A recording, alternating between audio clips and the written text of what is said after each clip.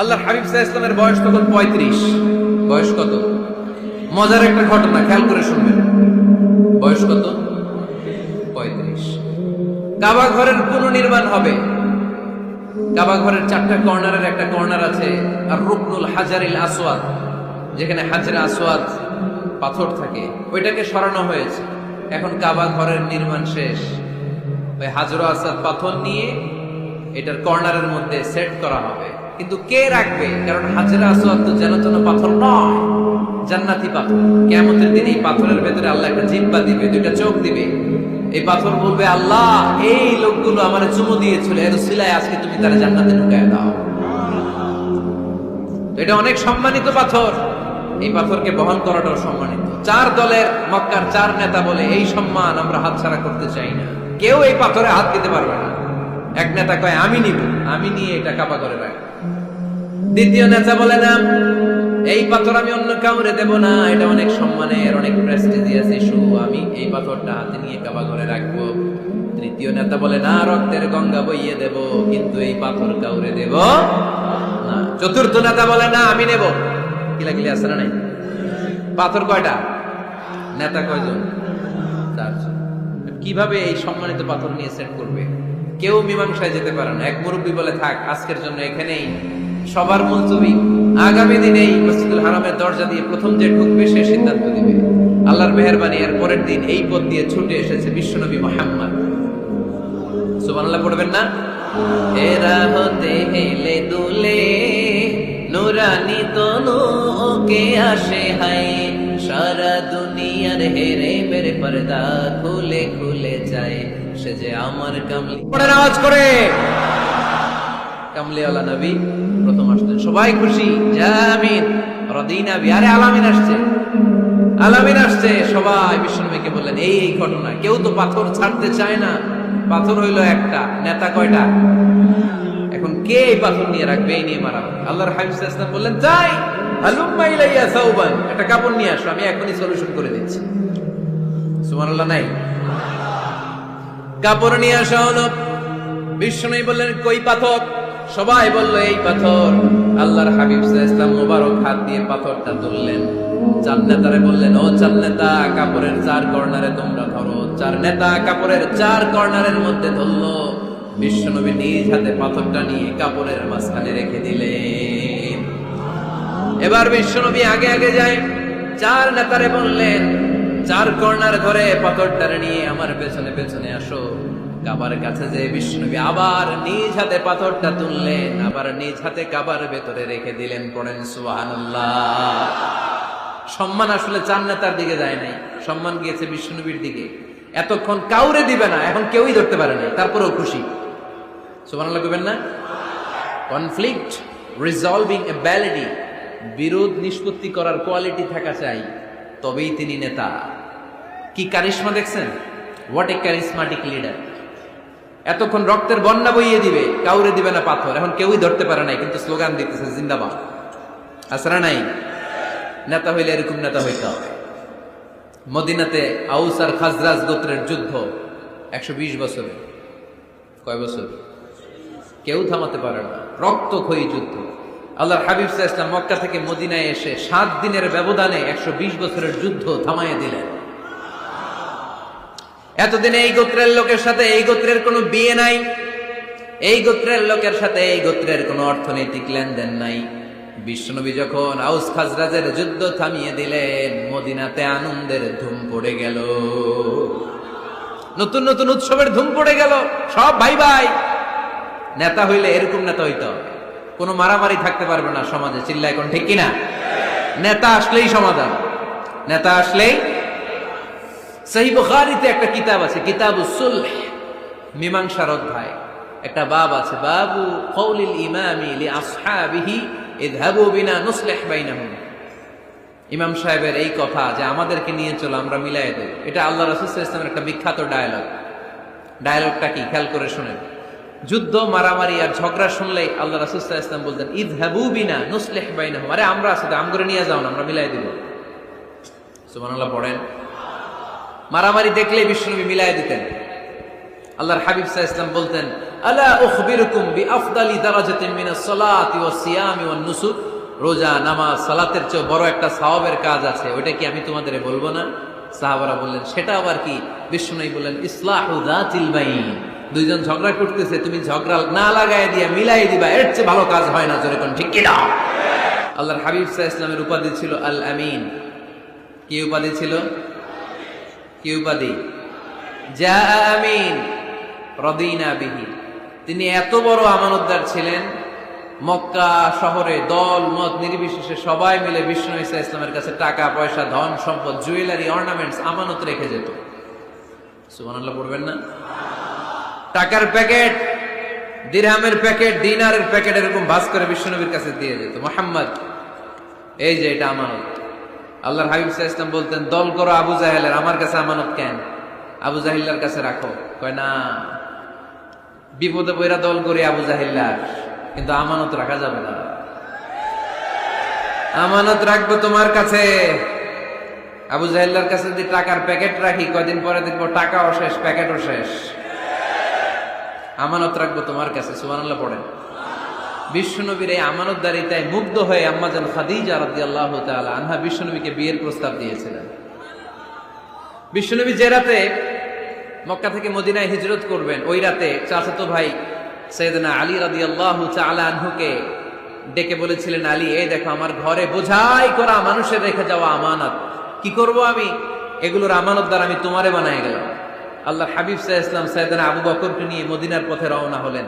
সাইয়েদনা আলী রাদিয়াল্লাহু তাআলা আনহু বর্ণনা করেন, বিশ্বনবীর রেখে যাওয়া আমানতগুলো মক্কার লোকদের হাতে হাতে পৌঁছে দিতে আমার টানা 3 দিন সময় লেগেছে। সুবহানাল্লাহ। বাড়িতে গিয়ে বললেন ওয়ানজির আশিরাতাকাল আকরাবিন, ও নবী আপনার পরিবারের সদস্যদের নিকটাত্মীয়দের জাহান্নামের ভয় দেখান। এই আয়াত যখন নাজিল হয়ে গেল, বিশ্বনবী সাফা পাহাড়ের উপরে উঠে ডাক দিলেন, ও কুরাইশ গোত্রের লোকেরা, ও হাশমি খানদানের ভাইয়েরা। বিশ্বনবী যখন ডাক দিলেন, সব লোক ঘর থেকে বের হয়ে এলো। কিরে, পরিচিত কণ্ঠ, এটা তো আমাদের আলামিনের কণ্ঠ, কেন ডাকে? সব বের হওয়ার পরে আল্লাহ নবী সাল্লাল্লাহু আলাইহি ওয়াসাল্লাম বললেন, ও আমার স্বজাতির ভাইয়েরা, আমি যদি বলি এই পাহাড়ের পেছনে একদল ঘোড়সাওয়ার নাঙ্গা তলোয়ার নিয়ে তোমাদেরকে কচু কাটার জন্য অপেক্ষা করছে, তোমরা বিশ্বাস করবা? কথা শুনতেছেন? মনোযোগ আছে তো? সবাই বলে কেন ডাকছে? আল্লাহর হাবিব সাল্লাল্লাহু আলাইহি ওয়াসাল্লাম বললেন, আমি যদি বলি একদল ঘোড়সাওয়ার তোমাদেরকে হত্যার জন্য তলোয়ার নিয়ে রেডি, বিশ্বাস করবা? সবাই বলল নাআম, ক্বালু নাআম। কত ওজনওয়ালা আনসার দিছে, খেয়াল করেন। ক্বালু নাআম, সবাই বলল হ্যাঁ বিশ্বাস করব, কারণ মা জাররাবনা আলাইকা ইল্লা সিদকা, আমাদের পুরো জিন্দেগিতে তোমার থেকে আমরা একটা মিথ্যাও শুনি নাই সত্য ছাড়া। We have never ever experienced a single lie from you in our life.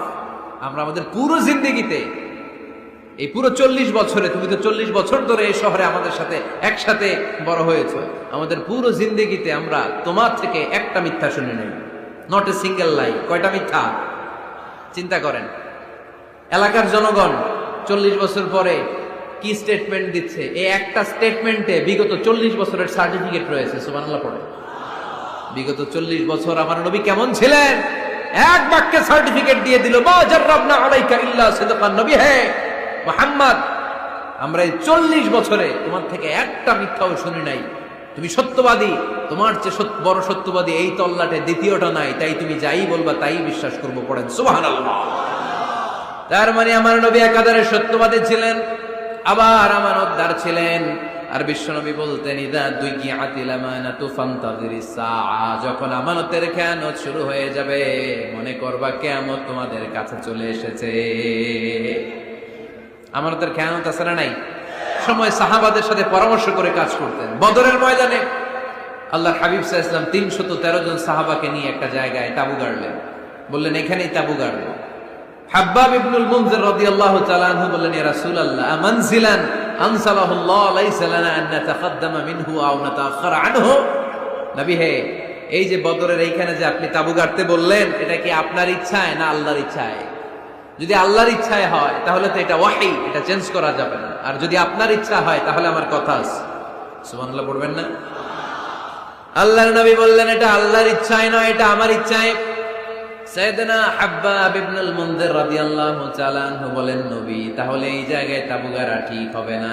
বিশ্বনবী বললেন, কেন? হাব্বাব বলে, ইয়া রাসূলুল্লাহ, এখানে যদি আমরা বদরের যুদ্ধের জন্য তাঁবু গাড়ি, আমরা পানি না খেয়ে মারা যাব।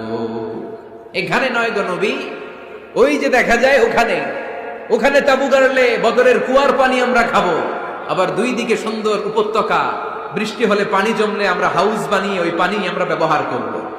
নাশরাবু ওয়ালা ইয়াশরাবুন, আমরা পানি খেয়ে খেয়ে এনার্জি পাবো, আর কাফেরের বাচ্চাগুলো না খেয়ে তৃষ্ণার অভাবে মারা যাবে। জোরে বলেন ঠিক কি না?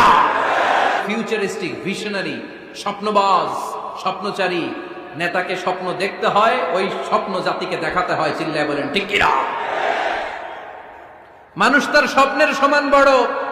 আপনি কত বড় আপনার স্বপ্ন শুনলে বোঝা যাবে। স্বপ্ন সেটা না যেটা মানুষ ঘুমিয়ে ঘুমিয়ে দেখে, স্বপ্ন সেটা যেটা অর্জনের আকাঙ্ক্ষা মানুষকে ঘুমাতে দেয় না। আল্লাহর হাবিব সাল্লাল্লাহু আলাইহি ওয়াসাল্লাম স্বপ্ন দেখিয়েছেন সাহাবাদেরকে, বিশ্ব বিজয়ের স্বপ্ন, ইসলামকে বিজয়ী শক্তি হিসেবে দেখার স্বপ্ন। চিল্লায় বলেন ঠিক কি না? আল্লাহর হাবিব বলছেন, ইন্নাল্লাহা জাওয়ালি আল আরদা ফারাআইতু মাশারিকাহা ওয়া মাগারিবাহা। আল্লাহ তাআলা গোটা বিশ্বটাকে ছোট্ট করে আমার সামনে দেখিয়েছে। আমি ফুটবলের সাইজের এই পৃথিবীর প্রাচ্য পাশ্চাত্য ডানে বায়ে সামনে পেছনে সবটাই দেখেছি। ওয়া ইন্না মুলকা উম্মতি সায়াবলুগু মা যুবিয়ালি, যত দূর আল্লাহ আমারে দেখিয়েছে তত জায়গায় লা ইলাহার পতাকা পথ পথ করে একদিন উড়বে। কোন একদিন এদেশের আকাশে কালিমার পতাকা উড়বে, সেদিন সবাই খোদাই বিধান পে দুঃখ বেদনা। স্বপ্ন দেখতে জানতে হয়। সুলহে হুদাইবিয়া চলতেছে, সন্ধি। 1400 সাহাবা নিয়ে বিশ্বনবী মক্কায় আসলেন উমরা করতে। কাফেররা বলে, গো ব্যাক, অ্যাবাউট টার্ন, ফিরে যাও, হবে না। আল্লাহ রাসূল সাল্লাল্লাহু আলাইহি ওয়াসাল্লাম অনুরোধ করলেন, দাও না, উমরার নিয়ত করে এসেছি। ইজার আর রেদা পড়ে কাফেররা বলেন, আগামী বছর, এই বছর হবে না, চুক্তি করো। চুক্তির মধ্যে লেখা হলো, মা খাবা আলাইহি মুহাম্মাদুর রাসূলুল্লাহ। ঠিক আছে, চুক্তি 10 বছরের, মুহাম্মদ রাসূল সাল্লাল্লাহু আলাইহি ওয়াসাল্লামের পক্ষ থেকে চুক্তি। কাফেররা বলে, না, আমরা তো তোমার রাসূলুল্লাহ মানি না। তোমার রাসূলুল্লাহ মানলে তো মা সাদাদনাকা আলা শাই, তোমার সাথে কোনো ঝগড়াই নেই, রাসূলুল্লাহ কাটো। সাহাবীরা তেড়ে উঠলেন। ওমরে ফারুক বলেন, মুখ সামলে কথা বল। সুহাইল ইবনে আমির, তোর জিহ্বাটা আমি টেনে ছেড়ে ফেলবো, সাবধান। আমার নবী শেষ নবী, শেষ রাসূল মুহাম্মদ রাসূলুল্লাহ কাটার ক্ষমতা কারো নাই। আমি ওমর বেঁচে থাকলে কেউ কাটতে পারবে না। বিশ্বনবী বললেন, ওমর সরে যাও, কেটে দাও। সুবহানাল্লাহ কইবেন না? মুহাম্মদ রাসূলুল্লাহ কাফেররা মানে না। কাফেররা কয়, তুমি লেখো মুহাম্মদ ইবনে আব্দুল্লাহ, আব্দুল্লাহর বেটা মুহাম্মদ। কারণ মুহাম্মদ রাসূলুল্লাহ যদি এই সন্ধিতে থাকে, চুক্তি তার নিচে আমরা সিগনেচার করি, তার মানে এটাই প্রমাণ হয়ে যায় আমি তোমাকে রাসূল বলে মানি। আমরা কাফেররা তোমাকে রাসূল বলে মেনে নিয়েছি। না, তোমার রাসূল বলে মানলে তো খেলা এখানেই শেষ। কাটো, রাসূলুল্লাহ লেখা যাবে না, লিখতে হবে আব্দুল্লাহর বেটা মুহাম্মদ। কোন সাহাবারা রাজি হয় না। কথা শুনতেছেন? সাহাবারা বলে, রক্তক্ষয়ী যুদ্ধ হবে, আমার নবীর নামের পরে রাসূলুল্লাহ লিখতেই হবে। বিশ্বনবী বললেন, কেটে দাও। কারণ সাহাবারা দেখতেছে এতটুকু, বিশ্বনবী দেখে অতটুকু। বিশ্বনবী অন্য প্ল্যানে আগাচ্ছেন। বিশ্বনবী ভাবলেন, 10 বছরের যুদ্ধ বিরতি যদি হয়ে যায়, আমি আমার লোকদেরকে ঠিক করব। আমি তারবিয়া, তালিম, তাহজিব, তামাদ্দুন দিয়ে মদিনাটাকে একটা কল্যাণ রাষ্ট্রে পরিণত করব। আমি আমার ফোর্সকে সাজাবো, আমি আমার সাহাবাদেরকে প্রশিক্ষিত করব। এই 10 বছরের ব্যবধানে আমি গোটা বিশ্বকে ঝাঁকি মেরে কাঁপিয়ে দেব। কিন্তু সাহাবারা পড়ে আছে রাসূলুল্লাহর মধ্যে। সাহাবারা পড়ে আছে কই? সাহাবারা এর চেয়ে বেশি ভাবতে পারতেছে না। সাহাবারা বলে, রাসূলুল্লাহ কাটা যাবে না। বিশ্বনবী বললেন, কেটে দাও। তার মানে নেতা কর্মী যদি দেখে 500 মিটার, নেতার দেখতে হবে 1000 মিটার। চিল্লায় বলেন ঠিক কি না? নেতার 9 নম্বর গুণাবলী, a leader should be very strategic. নেতাকে কৌশলী হতে হয়। কৌশল না জানলে উনি নেতা হতে পারে? বলেন, ডিপ্লোম্যাটিক কোয়ালিটি, কূটনীতি যদি না জানা থাকে, নেতা হইতে পারবে? আল্লাহর হাবিব সাল্লাল্লাহু আলাইহি ওয়াসাল্লামের মতো বড় কূটনীতিবিদ পৃথিবী দেখেছে? কথা কর না কেন? দেখেন কি ধরনের স্ট্র্যাটেজি আমার নবী ফলো করতেন। আমার নবী যদি যুদ্ধ করতে কোথাও যেতেন, অ্যাটাক করবেন ডান দিকে, অ্যাটাক করবেন কোন দিকে? খায়বার অ্যাটাক করবেন। খায়বার ডানে, বিষ্ণুনবী বের হতেন মদিনার বাম দিক দিয়ে। যাবেন কই? ডানে। আওয়াজ করে বলেন, যাবে কই? কিন্তু মদিনা থেকে বের হইতেন কোন দিক দিয়ে? বাম দিক দিয়ে। লোকেশন আর ডাইরেকশন কখনো কারোর সাথে শেয়ার করতেন না। উনি কই যাচ্ছে কেউ বুঝতো না। বাম দিক দিয়ে বের হয়ে অনেক ঘুরে তারপরে ডান দিকে যেতেন। সুবহানাল্লাহ পড়বেন না? অ্যাটাক করার সময় তিনটা অপশন দিতেন, choose any of the options. যে বলতেন নাম্বার 1 আসলিম তাসলাম, ইসলাম মানো, ভাই ভাই আমার হৃদয়ে চলে আসো, তোমরাও ভাই আমরাও ভাই, দুনিয়াতেও শান্তি আখিরাতেও শান্তি। এটা যদি ভালো না লাগে, option 2 you pay the tax, we provide you the security. তোমরা ট্যাক্স দিবা, আমরা তোমাদেরকে সিকিউরিটি দিব। ইয়াতুনা আল জিজিয়াতা আন ইয়াদিন ওয়া হুম সাগিরুন, তোমরা জিজিয়া দিবা, আমরা সিকিউরিটি দিব। প্রথম অপশন মুসলমান হইলা না, আমাদের ভাইও হইলা না। দ্বিতীয় অপশন ট্যাক্সও দিবা না, কাফির থাকতে মনে চায় থাকো, খ্রিস্টান থাকো, ইহুদি থাকো, ধর্মান্তরিত হওয়া লাগবে না, খালি ট্যাক্স দিবা, ওইটাও ভালো লাগে না। 3 নাম্বার অপশন হচ্ছে the sword will decide what gonna happen among আস, তলোয়ার ফয়সালা করবে এখন কি হবে। সুবহানাল্লাহ কইবেন না? প্রথমেই যেই কোথাও অ্যাটাক করতেন বিশ্বনবী, সবসময় ডিফেন্সিভ মোডে থাকতেন, আত্মরক্ষার মোডে থাকতেন। আক্রমণ করা হলে মেনে নিতেন, ধৈর্য ধারণ করতেন। ধৈর্যের সীমা যখন ছাড়িয়ে যেত তখন বিশ্বনবী হাত তুলতেন, চিল্লায় বলেন ঠিক কিনা? যুদ্ধের ময়দানেও যখন সেনাপতি পাঠাতেন বলতেন খবরদার নারীদের গায়ে হাত তোলো না, বৃদ্ধাদেরকে মেরো না, শিশুদেরকে মেরো না, ওই এলাকার পাদ্রীদের গায়ে হাত তোলো না, ওই এলাকার গবাদি পশুগুলোকে হত্যা করো না, গাছপালাগুলো ধ্বংস করো না। তোমাদের বিরোধী যোদ্ধারাও যদি তলোয়ার রেখে দিয়ে হাত তুলে বলে আল আমান, সিকিউরিটি সিকিউরিটি, আমরা আমান চাই, নিরাপত্তা চাই, তাকেও মেরো না। সুবহানাল্লাহ পড়বেন না? গোটা বিশ্বকে সভ্যতা শিখিয়েছেন। মক্কা বিজয়ের পরে গণধর্ষণ করেন নাই, গ্রামকে গ্রাম তিনি জ্বালিয়ে দেন নাই, হাজার হাজার লক্ষ লক্ষ শত্রুকে এক বাক্য দিয়ে ক্ষমার ঘোষণা দিয়েছেন, চিল্লায় বলেন ঠিক কিনা? As a father, as a teacher, as a commander, as a leader, as a lawgiver, as a lawmaker, as a reformer of the society, Muhammad is the superman of the world. Ibrahim, অনেকগুলো বিষয় আমি তোমারে পরীক্ষা করব। সাইয়েদনা ইব্রাহিম সবগুলো পরীক্ষায় উত্তীর্ণ হলেন। ফলস্বরূপ খুশি হয়ে আল্লাহ বললেন, ইব্রাহিম আমি তোমারে গোটা বিশ্বের সবার জন্য নেতা বানায়া দিলাম। আল্লাহ puts Ibrahim in some trials and he successfully overcome all the trials he faced. Allah said, Ibrahim, I'm gonna make you the leader. Ibrahim 5টা পরীক্ষা নিয়েছি তোমার জীবনে, বড় বড় পরীক্ষা, অগ্নি পরীক্ষা। সবগুলো পরীক্ষায় যেহেতু তুমি গোল্ডেন এ প্লাস, তোমারে আমি রেজাল্ট স্বরূপ নেতা বানায় দিলাম। সুবহানাল্লাহ কইতে বললেন না? তাহলে নেতা হতে হলে পরীক্ষায় পাশ করা লাগে। বিপদ আপদ বাধা বিপত্তিকে দুমড়ে মুচড়ে পাহাড় সম বাধাকে থোড়াই কেয়ার করে নেতা সামনে চলে যায়, তিনি আমাদের নেতা, চিল্লায় বলেন ঠিক কিনা? তাহলে দ্বিতীয় পয়েন্টের আলোকে আমরা যদি আল্লাহর হাবিব সাল্লাল্লাহু আলাইহি ওয়াসাল্লামের জীবনীটা একটু ক্রস চেক করি, একটু ডাবল চেক করি, তাহলে দেখবো যে আল্লাহ রাসূল সাল্লাল্লাহু আলাইহি ওয়াসাল্লামের জীবনী যদি আমরা পড়ি, আমরা দেখবো যে ওনার জীবনীতে, ওনার জীবনে পরীক্ষা বাধা বিপত্তি এগুলো ছিল কি ছিল না? ছিল। কম না বেশি?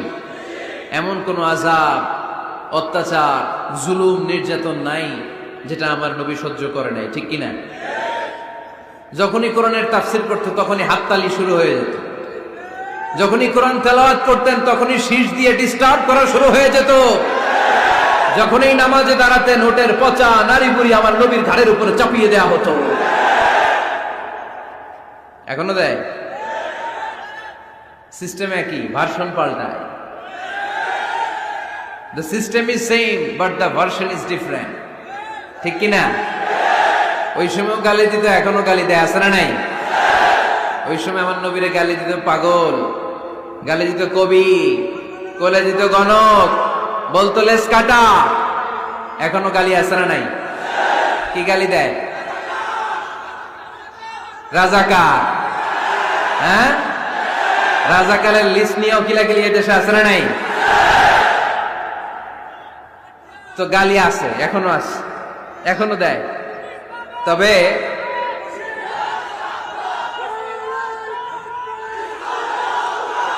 থামুন থামুন,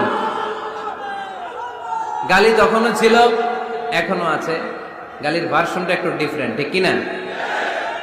তো এই গালি শুনে কি মুমিন থমকে যাবে? থমকে যাবে মুমিন? নেতা সব বাধা বিপত্তি মাড়ি এসে সামনে যায়, তিনি নেতা, যার জ্বলন্ত প্রমাণ আমার প্রিয় নবী। মক্কা থেকে 80 কিলোমিটার দূরে তায়েফের ময়দানে গেলেন জমি কেনার জন্য, তাই না? হ্যাঁ, তায়েফের ময়দানে 5 বিঘা জমি কেনার জন্য গেছিলেন আল্লাহর নবী। কি জন্য গেছিলেন? কি জন্য? তায়েফের লোকদেরকে জাহান্নামের মাইর থেকে বাঁচানোর জন্য। জোরে বলেন ঠিক কিনা?